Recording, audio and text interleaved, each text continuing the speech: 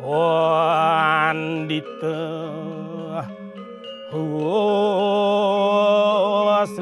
Liampad Saking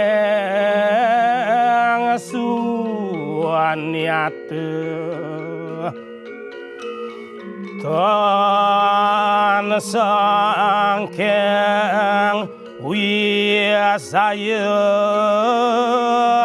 Prayo Jananira Luwir Sanggraheng Lokika Siadaning Yasawirya Donira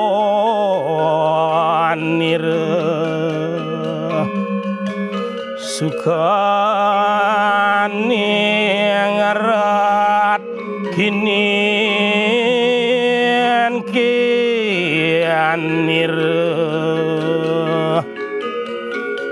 Santos haletan kelir sira Saking Sang Hyang Jagat Karana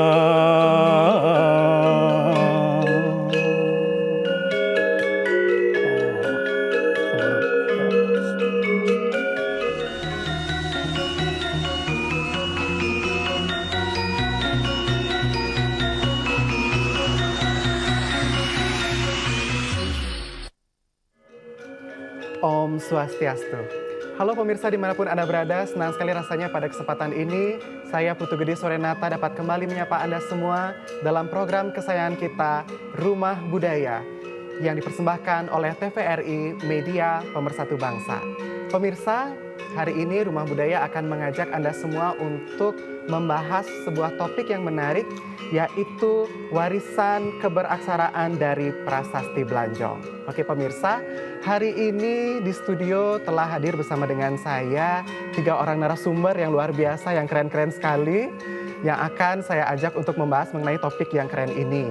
Yang pertama ada Ibu Dr. Niketut Puji Astiti Laksmi, SSMSI. Swastiastu ya Bu. Swastiastu today. Terima kasih sudah berkenan hadir ke TVRI.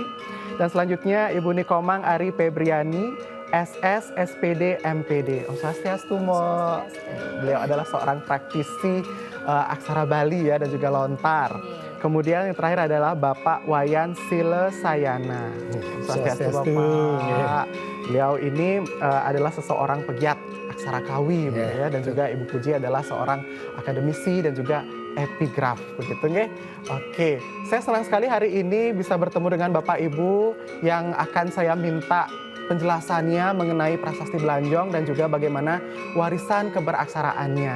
Nah, kalau tadi kita sudah saksikan bersama pemirsa, ada sebuah pertunjukan pementasan atau penampilan Wirama Sardula, kita nih Bapak nggih, yang telah dibawakan oleh komunitas Wali Dwipa, begitu. Nah, bisa kita bicarakan lebih lanjut lagi ya sebenarnya mengenai tentang kenapa bisa ada Wirama Sardula itu dinyanyikan, yang sebenarnya mungkin kita bisa katakan sebagai salah satu bentuk warisannya begitu Bapak nggih. Tapi sebelum itu kita mau bicara dulu tentang Prasasti Blanjongnya dulu ya, untuk kita kenalkan kepada pemirsa di rumah. Mungkin bisa pertama dari Ibu Puji, mungkin tolong dong jelaskan ke kita semua Prasasti Blanjong itu sebenarnya apa sih Bu? Baik, kalau kita berbicara Prasasti Blanjong berarti harus mengetahui dulu bendanya, kan begitu ya. Jadi Prasasti Blanjong itu adalah salah satu prasasti berbahan batu yang ditemukan di Desa Blanjong, sehingga diberi nama Prasasti Blanjong. Walaupun di dalam prasasti itu tidak ada menyebut hal yang berkaitan dengan Blanjong. Nah, untuk lebih jelasnya mungkin saya perlu memberi sedikit penjelasan dulu apa itu prasasti. Jadi prasasti itu adalah suatu keputusan yang ditulis atas perintah raja, kemudian berisi aturan, peraturan, dan juga keputusan-keputusan yang lain. Kemudian di dalam prasasti biasanya dimulai dengan pertanggalan, ada tahun, kemudian ada bulan, ada hari di mana itu menunjukkan waktu prasasti itu dikeluarkan atau diterbitkan. Kemudian di dalam prasasti juga menyebutkan nama raja atau penguasa yang mengeluarkan atau memerintahkan prasasti itu dikeluarkan. Dan kemudian prasasti juga menyebutkan alasan sebab-sebab dikeluarkannya suatu prasasti. Nah, itu biasanya dikenal dengan istilah sambanda. Dan setelah itu barulah berisi keputusan, aturan, hal-hal yang boleh dilakukan, hal-hal yang tidak boleh dilakukan. Dan terakhir biasanya berisi sapata, penegasan bahwa prasasti itu harus dihormati, dilaksanakan, dan dirawat dengan sebaik-baiknya. Jadi kurang lebih seperti itu prasasti. Nah, kalau dari bahan ada beberapa material yang dipergunakan untuk menuliskan prasasti. Salah satunya adalah batu seperti yang kita temukan di dalam prasasti Blanjong. Jadi kurang lebih seperti itu prasasti. Dan kalau dilihat dari aksara dan bahasanya yang di dalam prasasti Blanjong itu, aksara yang dipergunakannya ini menarik tuh deh. Jadi ada 2 bahasa dan 2 aksara yang dipergunakan sehingga disebut dengan bi-aksara. Jadi ada aksara pre-nagari dan juga ada aksara Bali kuno. Aksara pre-nagari ini merupakan aksara awal dari aksara nagari atau Dewanagari. Sedangkan aksara Bali kuno ini adalah aksara yang merupakan perkembangan dari aksara Palawa. Jadi aksara Palawa ini menyebar bukan hanya di Bali tetapi juga di Asia Tenggara. Jadi ketika masuk ke Bali kita menyebut sebagai aksara Bali kuno. Dan kemudian aksara ini berkembang dan mungkin juga menjadi cikal bakal dari aksara Bali pada masa sekarang. Nah, sedangkan bahasanya juga 2 bahasanya sehingga disebut dengan bilingual. Bahasa yang dipergunakan itu adalah bahasa Sanskerta dan juga bahasa Bali kuno. Jadi perlu mungkin Today dan Bapak Ibu ketahui bahwa ketika pertama kali ditemukannya prasasti, bahasa yang dipergunakan itu adalah bahasa kuno, bahasa Bali kuno. Ya, bahasa Bali kuno itu memang hanya ditemukan di dalam prasasti. Kenapa demikian? Karena ketika abad ke-10 ya kurang lebih pada masa pemerintahan Udayana dan permaisuri beliau Gunapriya Dharmapatni mulai dipergunakan bahasa Jawa kuno.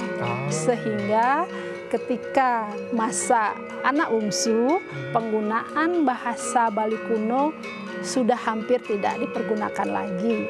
Sudah hampir tidak punah begitu ya di dalam prasasti, berganti dengan aksara Jawa kuno. Aksara dan bahasa Jawa kuno. Bahasa Jawa kuno berganti dengan bahasa Jawa kuno. Sehingga mungkin karena itulah maka aksara bahasa Bali kuno itu sudah tidak dikenal dalam prasasti, di dalam kehidupan masyarakat Bali juga. Lebih dikenal bahasa Jawa kuno hingga sekarang karena lebih banyak dipergunakan di dalam kawin dan lain-lain. Mungkin seperti itu dulu. Jadi Ibu tadi katakan bahwa umumnya dalam prasasti itu kan berisi tentang angka tahun, tentang raja-raja, siapa pemerintahnya pada saat itu, dan keputusan apa yang ada di sana begitu. Nah, yang jadi tertarik ini untuk menanyakan kalau tadi Wirama Sardula itu bisa dikatakan sebagai salah satu bentuk cara menyanyikan yang ada dalam prasasti Blanjong ini. Nah, sapunapi nih ke Pak Wayan tentang kaitannya. Kalau pendapat bahwa isi dari prasasti Blanjong terutama pada tulisan yang beraksara Bali kuno itu ya, itu adalah pendapatnya Pak Pandit Sastri dalam bukunya Sejarah Bali Dwipa.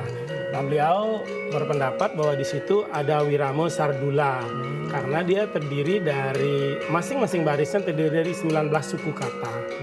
Nah, Wiramo Sardula itu kalau kita baca di prasasti tersebut tentu susah karena beberapa aksaranya kan hilang, aus. Makanya kita ambil contoh yang tertua yang kita miliki sekarang yang kita wariskan adalah dari Kakawin Arjuna Wiwaha. Jadi kebetulan pada bait pertama dia wiramonya Sardula. Jadi itu yang kita ambil contohnya. Seperti itulah kira-kira. Berarti prasasti Belanjong diduga dia berwiramo Sardula seperti itu. Kalau dia utuh akan sangat bagus kalau dinyanyikan kan begitu. Oh iya betul sekali. Oh jadi seperti itu ya Bapak ya. Ada logika bahwa memang tulisan kata-katanya memang punya suku kata yang polanya mirip seperti Sardula itu ya Bapak ya. Wah ini menarik sekali ya. Jadi ya metrum guru lagunya dia pasti ya begitu. Karena yang kita tahu Kakawin dengan sebagai karya sastra dengan prasasti itu sangat beda jauh biasanya betulnya Bung ya. Ya. Nah, Tiang juga ingin nih ke Mbok Tiang yang paling jegek niki. Mbok, sebagai praktisi aksara Bali, Mbok, apakah Mbok ada merasakan tidak kemiripan-kemiripan aksara-aksara terutama khususnya pada prasasti Belanjong ini dengan aksara Bali yang saat ini kita kenal begitu, Mbok? Jika mengenai perkembangan aksara yang kita tahu itu aksara seperti penjelasannya Ibu Puji tadi bahwa aksara Bali itu bermulanya berkembang dari aksara Bali Kawi, kemudian ada aksara Palawa juga. Nah tentunya untuk kemiripan itu dari segi bentuk ada beberapa bentuk yang mirip tapi tidak sama. Dari segi bentuknya itu bisa berkembang karena mengikuti perkembangan yang ada dari dulu sampai sekarang. Jika bahasa yang digunakan itu adalah bahasa Jawa kuno, yang kita ketahui kalau di Lontar itu masih dipergunakan hingga saat ini. Bahasa Jawa kuno yang bercampur dengan bahasa Bali yang kita kenal dengan bahasa Bali Kawi. Itu bahkan banyak sekali kita temukan dalam karya-karya sastra, dalam lontar-lontar yang ditemukan di dalam masyarakat. Yang juga kita ketahui bahwa bahasa Jawa kuno itu berkembang ketika zamannya dalam waktu Renggong dengan karya sastranya yang begitu sangat berkembang ketika itu. Oke, mungkin kita bisa lanjut lagi setelah ini ya Mbok ya. Oke pemirsa jangan kemana-mana karena kita akan kembali lagi untuk membahas mengenai prasasti Belanjong lebih lanjut setelah yang mau lewat satu ini. Tetap bersama dengan kami di Rumah Budaya.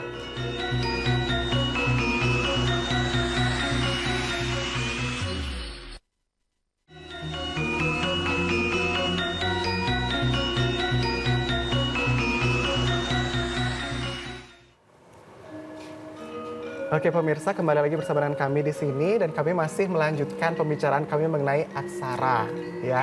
Tadi kita sudah bilang tentang bagaimana aksara yang ada di dalam prasasti Belanjong dan juga apakah ada nggak sih mirip-miripnya dengan aksara Bali yang sekarang gitu ya Mbok ya. Mohon diteruskan lagi ya Mbok ya. Saya masih banyak keponya nih Mbok. Ya, kalau mengenai aksara itu kalau berkaitan dengan aksara Bali tadi sudah saya singgung bahwa itu mirip karena ya aksara dan bahasa itu akan berkembang secara selaras. Nah, kembali lagi ke bahasa Jawa Kuna yang kita ketahui bahasa Jawa Kuna itu masuk ketika zamannya Udayana. Jadi Raja Udayana bersama istrinya yang dari Jawa yaitu Mahendradatta. Nah itu Mahendradatta membawa beberapa karya sastra seperti Kakawin. Nah sebelumnya di Jawa itu sudah ada juga tradisi mengjawakan Abiyasa Mate.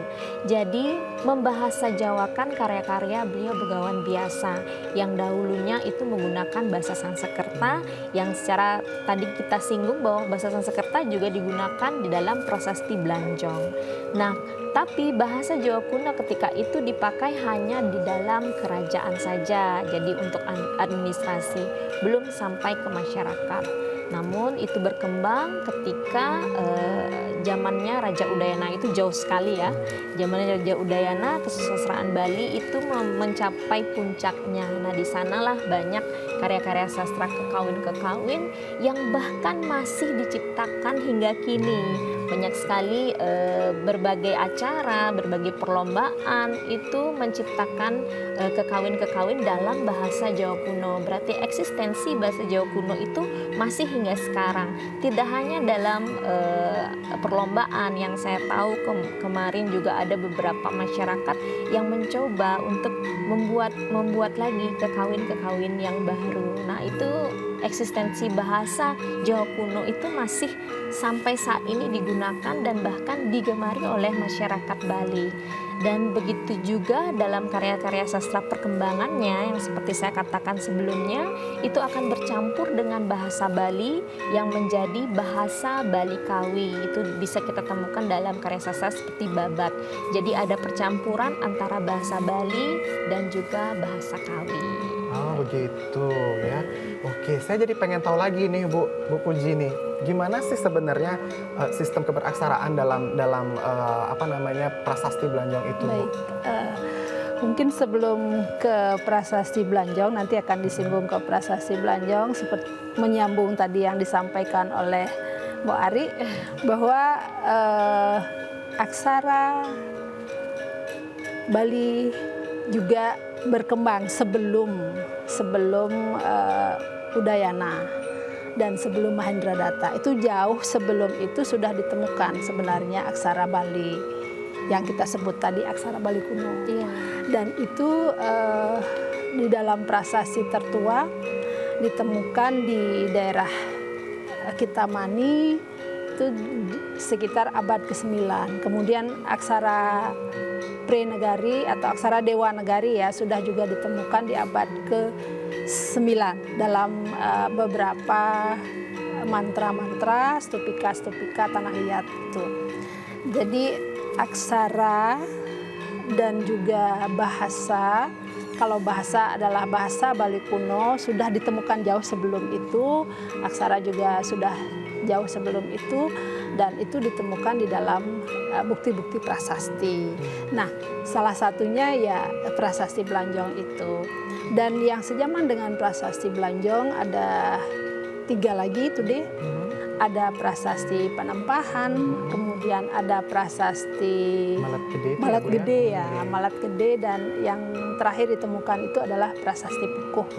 Jadi ketiga prasasti itu memang memiliki karakter yang hampir sama dengan prasasti Blanjong, hanya saja prasasti Blanjong jauh lebih besar ukurannya, dan dari prasasti Blanjong itu kita bisa mengetahui bahwa ada pertukaran budaya bukan saja di dalam masyarakat Bali itu sendiri, tetapi juga dengan masyarakat di luar Bali dengan penggunaan aksara Sansekerta yang kemungkinan ditujukan kepada orang-orang yang berasal dari luar Bali yang memahami aksara itu.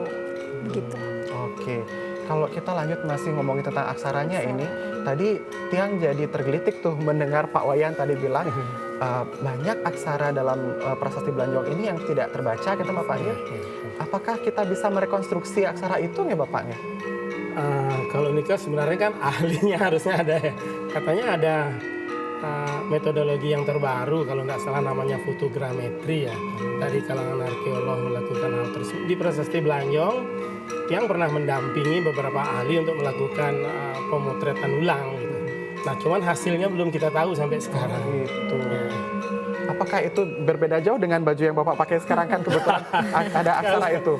Ini mohon maaf harus Tiang sampaikan, kita mengambilnya dari prasasti Blanjong. Apa yang tertulis di prasasti Blanjong kita eksekusi di kaos. Beginilah prasasti Blanjong pertama kali menyebut kata Wali Dwipa itu seperti inilah tulisannya. Berarti itu aksara yang ada dalam aksara yang ada di prasasti. Oke.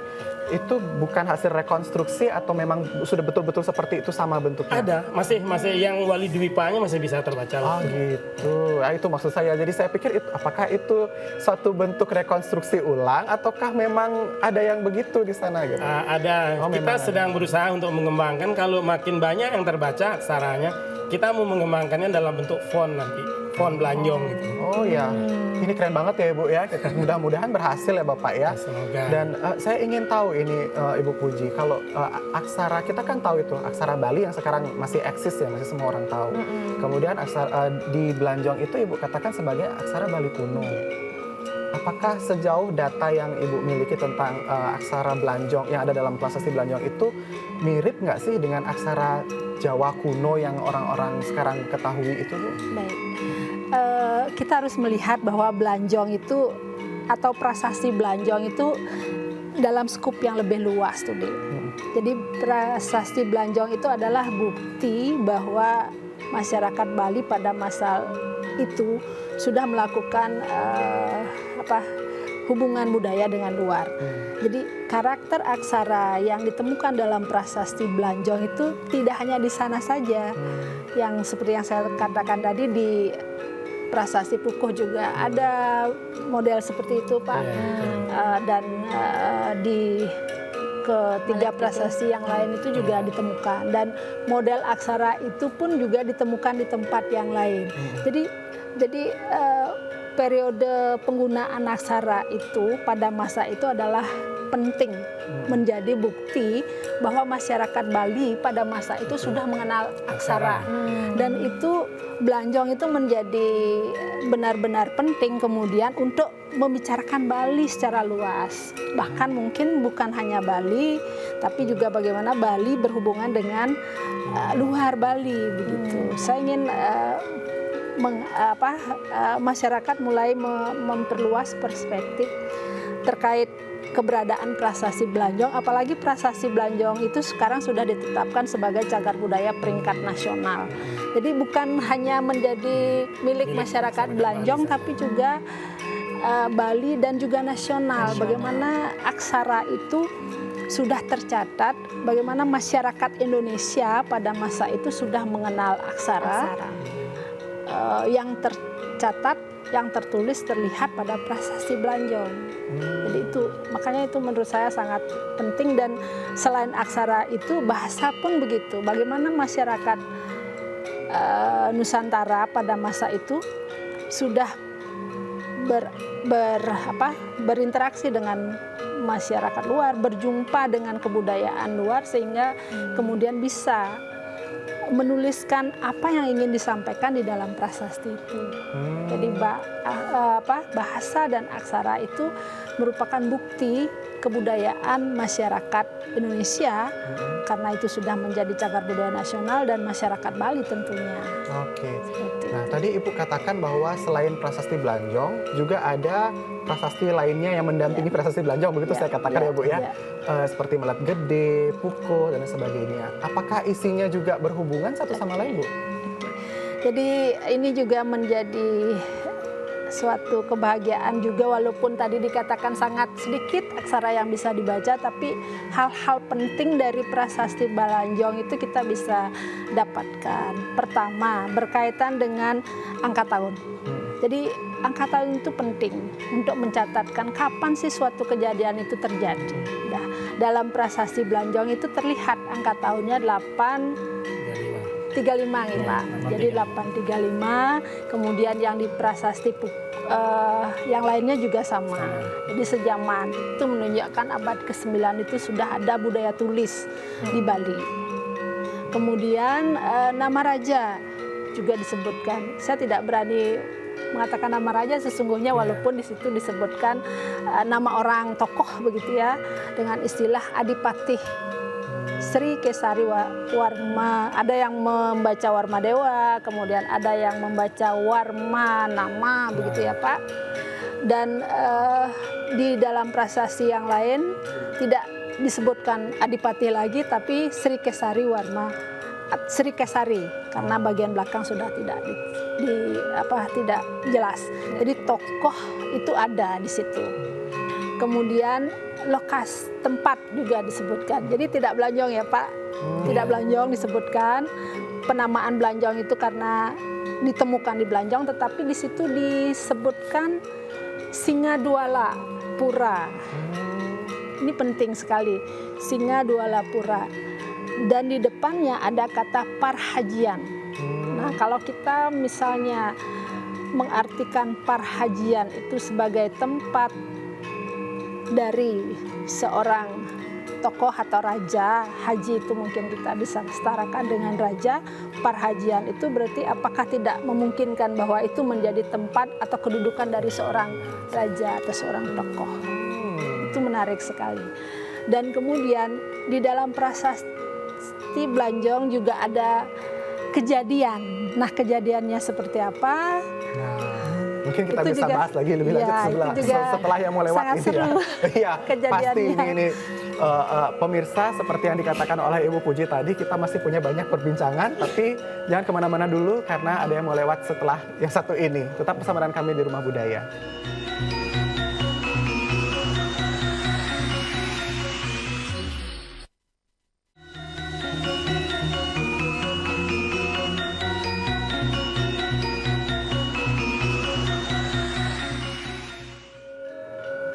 Oke pemirsa, masih bersama dengan kami untuk membahas mengenai prasasti Blanjong.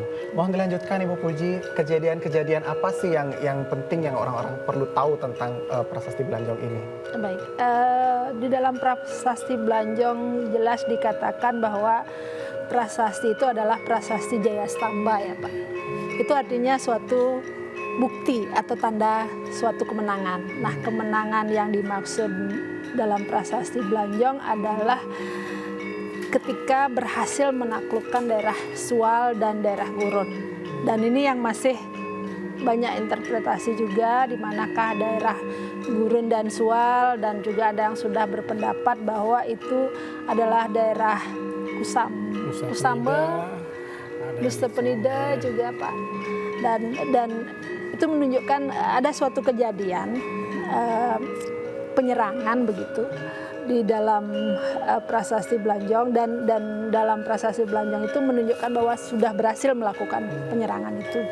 Dan dikaitkan dengan 3 prasasti yang lain, ada kutipan yang menyebutkan kaje tunggal lina gitu ya Pak. Jadi ke arah utara untuk mempersatukan. Nah, ini yang kemudian menjadi hal yang sangat menarik. Mengapa demikian? Karena pada masa yang hampir bersamaan juga ditemukan beberapa prasasti berbahasa Bali kuno dengan tipe yang lebih dikenal dengan tipe Yumupakatahu, dan menyebutkan suatu tempat yang bernama Penglapuan di Singa Mandawa. Singa Mandawa, kemudian Blanjong Singa Duala. Kemudian seolah-olah ingin melakukan penyatuan, jadi ke arah utara ingin menyatukan kekuasaan mungkin. Dan kalau dilihat dari toponim prasasti Blanjong yang berada di selatan dan ke arah utara, kemungkinan sekali bahwa Singa Duala berada di utara, karena budaya masuk ke Bali pada awal peradaban itu memang masuknya melalui pantai utara. Jadi apakah tokoh ini Kesari Warmadewa, beliau ingin melakukan penyatuan dengan daerah di utara yang mungkin lebih duluan berkembang atau seperti apa? Nah, itu juga menjadi diskusi yang menarik sesungguhnya. Ataukah memang sudah berkembang pada masa itu 2 pusat kekuasaan, yang satu bernama Singa Duala dan yang satu bernama Singa Mandawa, dengan penguasanya masing-masing. Karena di dalam prasasti sebelumnya yang bertipe Yumupakatahu itu memang sudah ada struktur birokrasi, struktur kekuasaan yang sudah sangat dinamis. Sedangkan di dalam prasasti Blanjong memang tidak disebutkan seperti itu, tapi jelas-jelas menyatakan bahwa ini bukti kemenangan Jaya Stamba gitu. Dan ini menurut saya perlu diperhatikan juga oleh semua kalangan, baik itu akademisi dan juga masyarakat secara umum, bagaimana awal mula munculnya kerajaan pada masa Bali kuno. Oke. Ibu juga sebagai salah satu akademisi yang juga nanti akan menulis menulis ulang sejarah bangsa kita.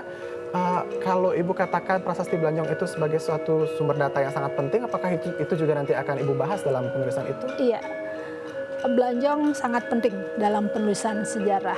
Jadi kalau sebelumnya kita mengenal bahwa pendiri atau Wamsakarta dari kerajaan Bali kuno itu adalah Sri Kesari, karena memang nama beliau yang pertama tertulis di dalam prasasti dengan angka tahun 835 dengan detail pertanggalan nanti disampaikan oleh Bapak Wayan. Tetapi pada masa yang sama sesungguhnya juga ada sistem pemerintahan yang sudah sangat permanen juga, dan ini menjadi pertanyaan juga apakah memang benar Kesari menjadi Wamsakarta atau memang beliau adalah seorang penakluk seperti prasastinya sendiri sebagai Jaya Stamba itu. Oke. Ke Pak Wayan nih, tadi sudah ditunjuk oleh Ibu Puji nih. Sapunapi ini pertanggalannya itu Pak Wayan. Niki kebetulan kita sempat membahas diskusi di komunitas ketika kita memperingati prasasti Blanjong itu yang ke 1111 tahun.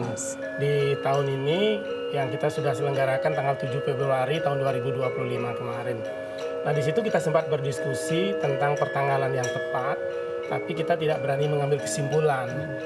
Dulu memang ada pendapat dari Pak Damai ya, beliau berpendapat itu Saptami, jadi hari ke-7, tapi tidak diketahui di bulan Palguna itu apakah dia Kresna Paksa atau Sukla Paksa.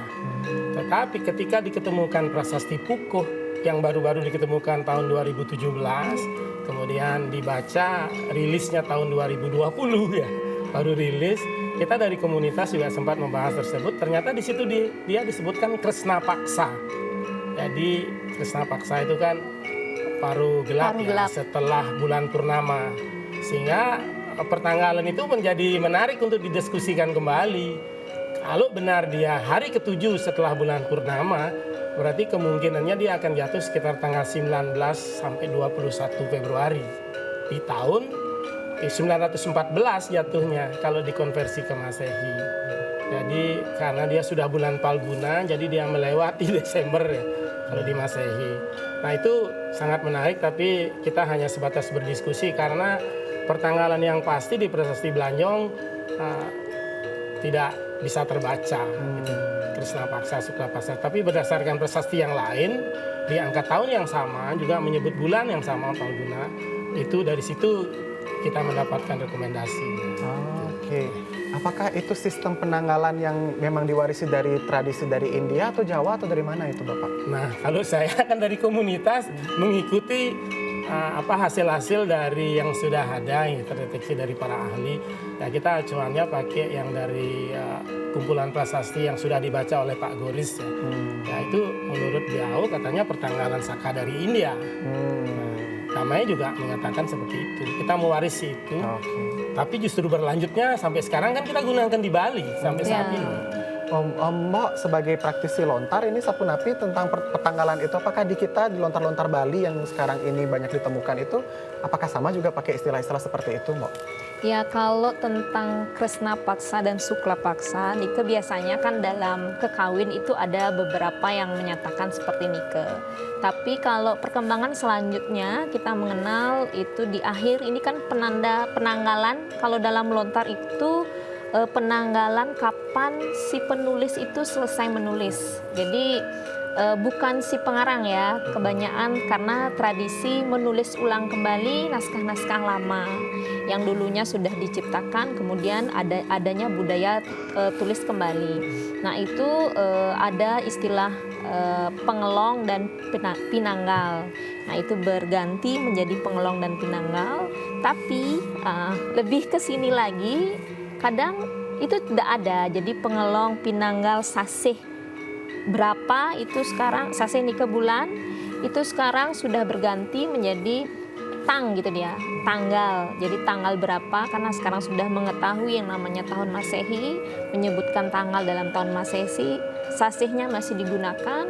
Kemudian munculnya Umanis Paing Pon Wage Kliwon ke Pancawara, dan Sabtuwaranya juga digunakan, dan juga tahun Saka dan tahun Masehi. Tidak lupa juga sekarang juga munculnya Wuku. Jadi ware, wuku atau ware. Nah itu di akhir setiap para penulis itu selesai menulis karya sastra yang dia tulis kembali. Oh gitu.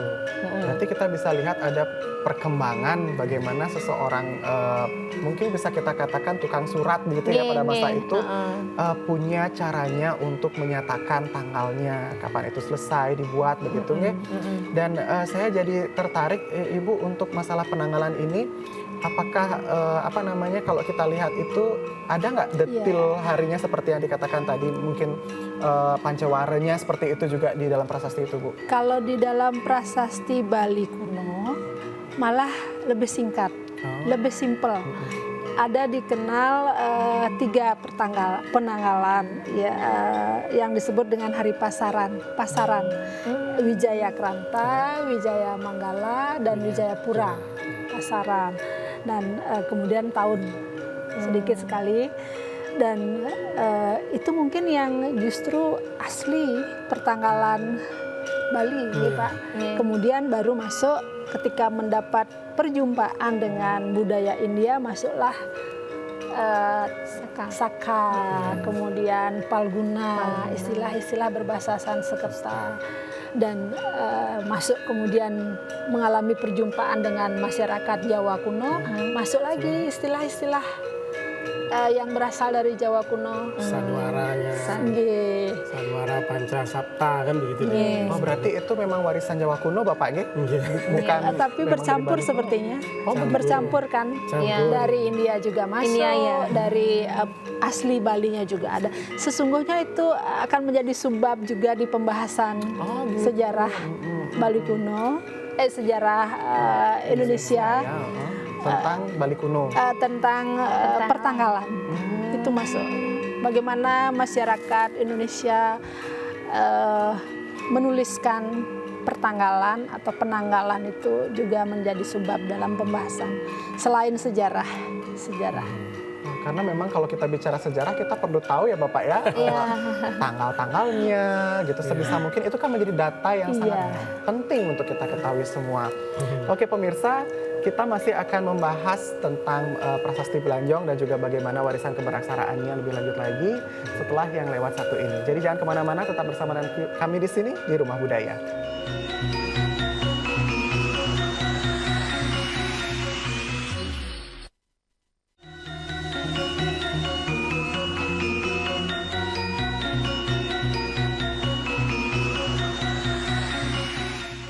Oke pemirsa, kita masih membahas seputar prasasti. Kalau tadi kita berbicara tentang prasasti Belanjong begitu ya, itu memang salah satu prasasti yang sangat penting yang perlu kita bahas terus. Nah, tapi saya juga ingin tahu nih, apakah setelah prasasti Belanjong itu juga ada nih prasasti-prasasti belakangan yang muncul begitu, yang belakangan diketahui ya Bapak Ibu ya. Saya ingin ke Pak Wayan ini sebagai seorang praktisi yang sering di lapangan ini, bagaimana Pak? Ya, Suksema, kita dari komunitas mempunyai kegiatan yang kita sebut dengan jelajah situs. Pertama, kita mencari dulu, boleh dibilang narahubung suatu tempat yang diduga ada prasasti. Nah, tahun 2024 di bulan April kita menemukan aksara kawi, inskripsi pendek. Ini temuannya di Candi Kuning di Bedugul pada sebuah pura. Nama puranya Meretesari. Di situ ada Padma. Di dasarnya kita temukan, masyarakat tidak tahu apa itu. Ketika kita ke lokasi, tipe aksaranya seperti ini. Jadi dia menyebutkan angka tahun. Menurut hasil bacaan kita 1491. Jadi Saka ya. Kemudian yang terbaru kita menemukan di Bukeh Kintamani. Ini bahkan dia termasuk aksara kawi kuadrat kalau tidak salah ini disebut. Ya, ini sangat populer di masa Bali kuno dan sempat di komunitas disebut sebagai aksara Kadiri kuadrat, karena banyak diketemukan di Kediri di Jawa Timur. Tetapi di Bali juga banyak, seperti di Bali Arca di penulisan, kemudian Gunung di Candi Kawi. Gunung Kawi, di Pejeng, di Pura Goa Garba gitu banyak. Nah, ini kita baru. Ini betul-betul baru bulan Juni tahun 2025. Jadi komunitas sudah ke situ, bahkan kita menganjurkan kepada masyarakat untuk melapor segera ke instansi terkait, dalam hal ini BPK. Nah, aksara Kawi yang kita kembangkan di komunitas, mohon maaf saya harus menyampaikan komunitas Wali Dwipa, kita bekerja sama dengan komunitas lintas daerah di Jawa Timur, di mana di situ mereka menyebut sebagai komunitas Lingkar Wilis, Lingkar Gunung Wilis, ada Kuluan Wilis, ada Wetan Wilis. Tetapi yang aktif itu untuk membahas font aksara Kawi ini komunitas Astagayatri dari Tulungagung. Teman-teman, kita sering mengadakan kumpul-kumpul, kita sebut dengan Kopi Darat. Nah, tahun ini, tahun 2025 di bulan Juli kita sudah Kopi Darat yang keempat dari komunitas. Di situ ada pegiat, bahkan program komputer untuk mengembangkan font. Sekarang kita sudah mempunyai font kurang lebih 16 font yang kita kembangkan dari aksara Kawi, 4 diantaranya dari Bali. Nah, kita kembangkan itu berdasarkan foto prasasti yang kita punya, kemudian kita bahas satu persatu lalu dikembangkan font. Dan yang terbaru terakhir, karena hasil kita peringatan prasasti Belanjong, saya mengundang beberapa teman komunitas, kita atas fasilitasi dari Pak Gusti Suwarbawo selaku penuntun, beliau memfasilitasi kita mendapatkan foto prasasti yang disebut prasasti Bedulu, tetapi komunitas menyebutnya dengan prasasti R3 karena disebutkan R3. Nah, ini fontnya. Jadi fontnya kita kembangkan seperti ini. Saya mencetak, inilah Kakawin Sardula Wikridita, Arjuna Wiwaha. Kita kembalikan dengan menggunakan aksara Kawi. Jadi bukan aksara Bali. Nah, ini fontnya font R3. Mungkin saya sebutkan 4 font dari Bali yang sudah berkembang, yaitu font Bantiran berdasarkan nama prasasti Bantiran, kemudian font Sibangkaja berdasarkan prasasti Sibangkaja, karakter aksaranya, lalu font Air Tabar, prasasti Air Tabar, dan prasasti Bedulu kita sebut dengan font R3, ini terbaru. Jadi sudah 4. Nah, kalau kita dapatkan foto-foto prasasti yang lebih, mungkin ada yang italik ya, yang miring ya, seperti prasasti Sukawana, itu nanti mungkin bisa kembangkan jadi font Sukawana gitu. Itu yang kami dari komunitas. Oh gitu.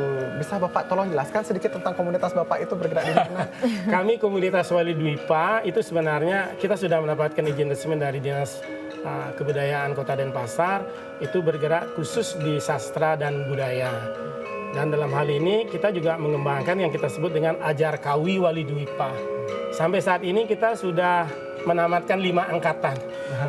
Ya, setiap kali pertemuan itu ada 8 kali pertemuan, 8 materi, 8 pertemuan, semuanya online lewat WhatsApp group. Jadi kita mengajarkan dalam tanda kutip belajar bersama ya sebenarnya, karena ini kan berkembang. Yang kita sasar sebenarnya adalah para juru pelihara dari situs-situs. Kemudian para petugas museum. Sampai saat ini banyak beberapa petugas museum ikut, sehingga mereka ketika menemukan inskripsi, mereka tidak bingung kemana-mana, mereka sudah bisa membaca. Keren sekali. Terus itu untuk font yang mau Bapak tampilkan ini ke Sapun Api ini ke? Ini bisa, kita sudah lanjut ke aplikasi yang bisa ditunjukkan. Nah, ini ada aplikasinya. Jadi di sini kita bisa mengetik ya dengan aksara pertama, dengan aksara Bali boleh, aksara Jawa biasa boleh. Kemudian fontnya kita ganti ke font Kawi. Nah, tentu juga harus tahu kalau bagaimana kita menggunakan aksara Kawi. Kalau kita tidak bisa membaca nanti takutnya salah tulis kan begitu ya. Karena karakter aksaranya agak berbeda. Lalu kalau orang aksara Bali diistilahkan apa, ugar-ugarnya ya, ugar-ugarnya juga pasang sedikit, aksara Bali. pasang aksaranya juga Kawi kan sedikit berbeda, ada perbedaan. Oke, wah jadi itu menarik sekali ya Bapak sudah punya komunitas yang bergerak aktif untuk melestarikan tradisi kita. Nah, terakhir nih untuk 2 Sri Kandi kita yang luar biasa ini, Bu Ari mungkin apakah ada closing statement yang bisa disampaikan? Bagi para penerus kita zaman sekarang, kita sudah melihat berkaca, bercermin dari apa peninggalan-peninggalan kita zaman dahulu. Yang diwariskan itu sangatlah kaya, sangatlah banyak yang bisa kita wariskan sekarang, bahkan tulisan-tulisan yang berkembang.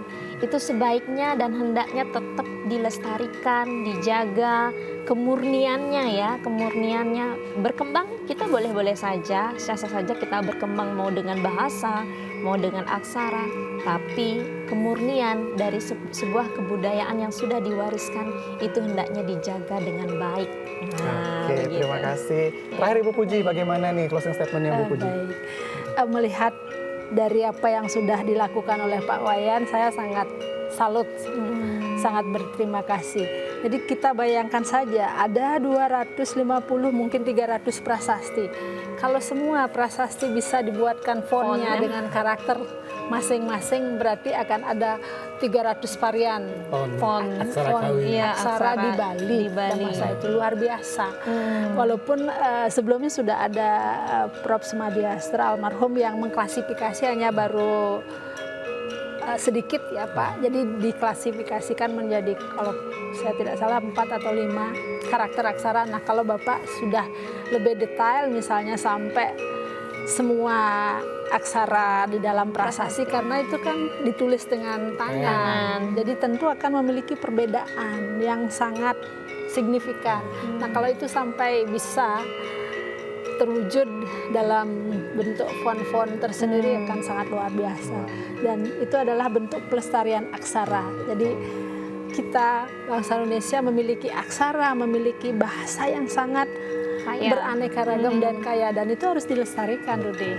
Dan tugas generasi muda, tugas komunitas, akademisi, semua memiliki peranan dan fungsi masing-masing. Oke, wah Saya kira terima kasih itu. banyak Bapak Ibu. Mungkin bisa saya katakan bahwa ini adalah kekayaan kita, dan siapa lagi yang harus menjaga kekayaan ini kalau bukan kita. Iya. Oke, mungkin pemirsa itulah sesi perbincangan kita mengenai topik yang sangat keren ini, mengenai prasasti Belanjong dan juga bagaimana warisan keberaksaraannya sampai saat ini. Dan untuk mengakhiri perbincangan kita pada hari ini, kami akan persembahkan sebuah pertunjukan Wirama Indrawangsa yang akan dibawakan oleh Mbok Nikomang Ari Febriani. Kami akhiri perjumpaan hari ini dengan Parama Santi. Om Santi Santi Santi Om.